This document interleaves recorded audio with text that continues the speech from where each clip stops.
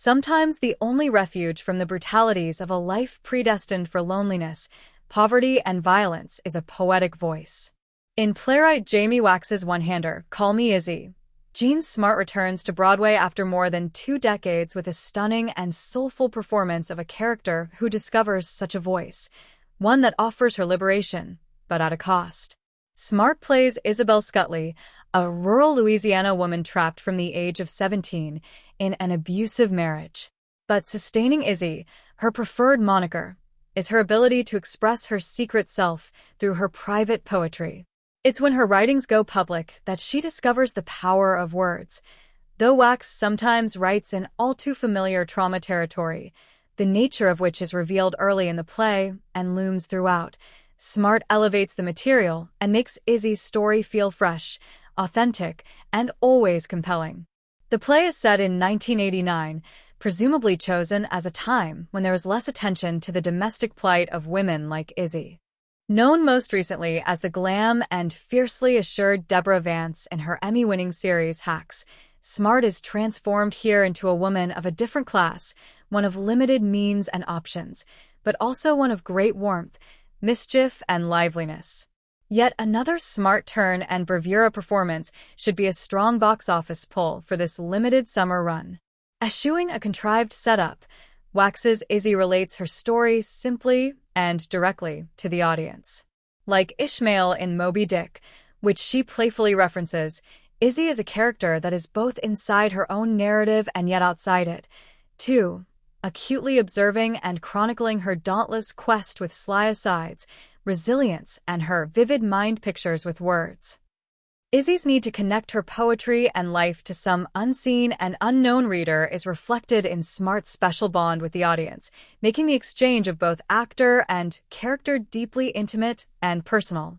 The play opens with Izzy in her late-night sanctuary, the bathroom in her trailer park home where she surreptitiously writes her poems on rolls of toilet paper with a mascara pencil, finding beauty even in the blue swirl of a flush. In this locked chamber, she is defying Ferd, her terrorizing husband who sees Izzy's writing as a threat to his dominance and ego. Trigger warnings are appropriate for the show. Izzy tells us about her early schooling, a time when her enthusiasm for learning is dampened by a teacher who cautions her that nobody likes a know-it-all, a warning echoed by her mother and later, more menacingly, by her husband. Her first brush with poetry, Joyce Kilmer's Trees, Natch, is a revelation to her and begins her love of literature and passion for writing. But Izzy's self-awareness has its limits, as she is unable to pursue her own potential and break free of her loveless marriage. Shockingly, she feels power in her husband's guilt after violent episodes. That healin' after an episode, it's a dangerous drug, she says. Such perspectives make Wax's Izzy a multi-layered and often contradictory character, self-assured, yet also self-doubting, brazen, yet guilty, fearless, yet also fearful. These swerves of impulses could easily go off the tracks, but the combination of the steady direction of Sarna Lapine, Sunday in the Park with George, and Smart's riveting performance make Izzy's world real and her conflicts believable. T-Bone Burnett's original music, Donald Holder's lighting, and Mikiko Suzuki McAdams' set design also give the production an atmospheric grounding. Still, this straight-to-Broadway production could have been strengthened with more development.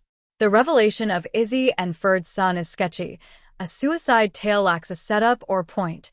Intriguing female bonds are underwritten, and all too familiar tropes associated with spousal violence weaken the work.